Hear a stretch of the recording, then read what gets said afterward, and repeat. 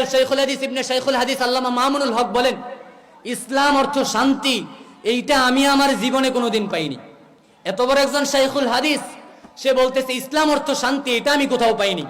ইসলাম অর্থ হলো আত্মসমর্পণ করা, আল্লাহ তাআলা যে বিধান দিয়েছে তার কাছে আত্মসমর্পণ করা। আল্লাহ বলছে জিহাদ ফরজ, বাস মাইনে নিতে হবে, জিহাদ ফরজ। ইসলাম জীবন ও শান্তির ধর্ম না। যারা বলে ইসলামে মারামারি নাই, কাটাকাটি নাই, তাদেরকে আপনি কি বলবেন? তারা বলবে তোমরা কি লেখা সন্ত্রাসের কথা কও, আজকে দেখলাম হুজুরে কি জানি মারামারির ওয়াজ করে গেল। আপনি তখন তো বিপাকে পড়বেন, আরে কে বলেছে ইসলামে মারামারি আর সন্ত্রাস নাই? ইসলামে যদি মারামারি নাই থাকতো তাহলে আল্লাহর রাসূল সাল্লাল্লাহু আলাইহি ওয়াসাল্লামের দান দান মোবারক শহীদ করা হলো কেন? ইসলামের মধ্যে যদি মারামারি নাই থাকতো তাহলে হযরত ওসমান রাদিয়াল্লাহু তাআলা আনহুকে নির্মমভাবে শহীদ করা হলো কেন? ইসলামের মধ্যে যদি মারামারি নাই থাকতো তাহলে আল্লাহর রাসূল সাল্লাল্লাহু আলাইহি ওয়াসাল্লামের চাচার কলিজাটাকে ভিতর থেকে বের করে খান খান করা হলো কেন?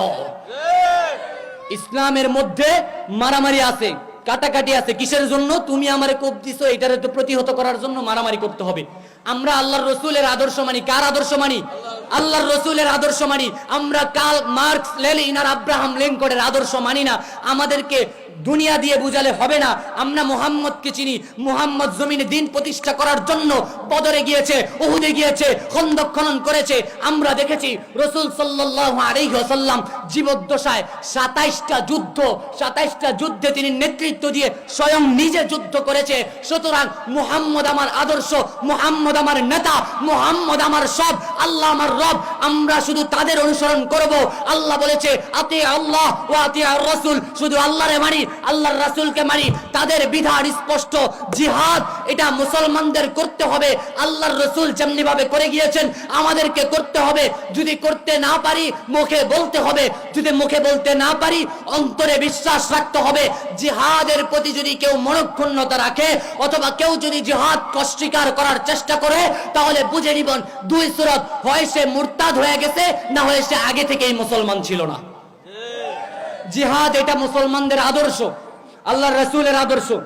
এ মুরব্বীরা, আপনার মায়েরে যদি আপনাদের এলাকার 3 জন যুবতী মেয়ে আছে, এখন যদি সন্ত্রাস বাহিনী এসে আপনার মেয়েদেরকে ধর্ষণ করার চেষ্টা করে, এদেরকে রুখবার দরকার আছে না নাই? বলেন আছে না নাই? আপনার ঘরে যদি ডাকাতি হয় তাহলে ওই ডাকাতকে রুখবার দরকার আছে না নাই? যদি আমরা বাংলাদেশের মধ্যে ইসলাম প্রতিষ্ঠা করার পর ওই মামুর দেশের লোকদের গা জ্বলে, তারা যদি আমার দেশে হামলা করে, ওই তাদের রুখবার দরকার আছে না নাই? তাহলে যদি এত সব দরকার থাকে, তার মানে বোঝা গেল কেউ যদি ইসলামকে ছোট করতে চায়, ইসলাম দুর্বল না। ইসলাম তরবারি ধরতে জানে, ইসলাম মিসাইল নিতে জানে, ইসলাম মারামারি করতেও জানে। তোমরা আমাদেরকে কি মারবা? এক একটাকে ধরে ধরে ধরে ধরে জাহান্নামের পথে দিয়ে দিব। মোহতারাম হাজিরিন, আলোচনা খুবই সংক্ষেপ, শেষ সময়। এই জিহাদটাকে নিয়ে কটাক্ষ করার কোনো সুযোগ নেই।